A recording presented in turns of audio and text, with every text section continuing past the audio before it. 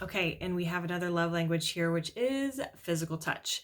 And same thing that I kind of talked about having kids. So physical touch actually used to be very high on my list until I had kids, and now it's quite a bit lower on my list. So things can change over time, and I think it's probably because I have small humans like all over me all day, and I'm all physical touched out, right?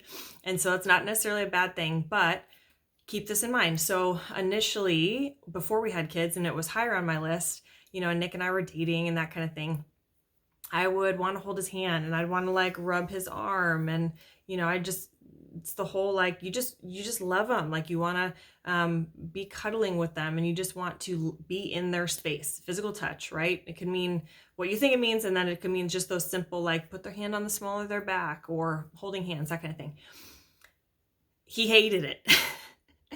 And this is where it's so important to know love languages, because I could have chosen to be really offended or like, oh my gosh, he doesn't love me, or oh, is there something weird here? And then it could start my imagination going, and it could be I'll get out of hand, right? And from thinking that. But he was very kind about it, and he just said, I don't love when you rub my arm like that, because physical touch was on the lower side of his love language list, but words of affirmation was number one.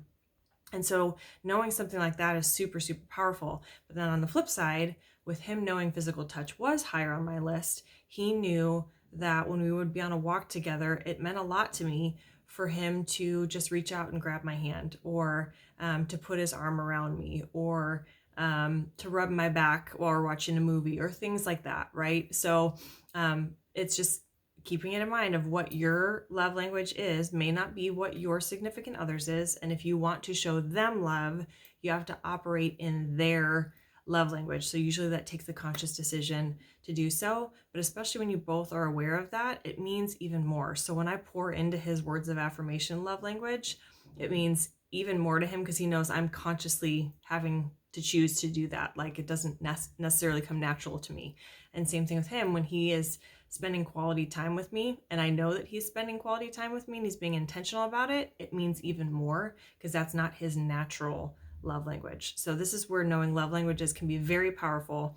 If you have any questions on it, you can definitely reach out to me, and I'd love to help give you some clarity on it.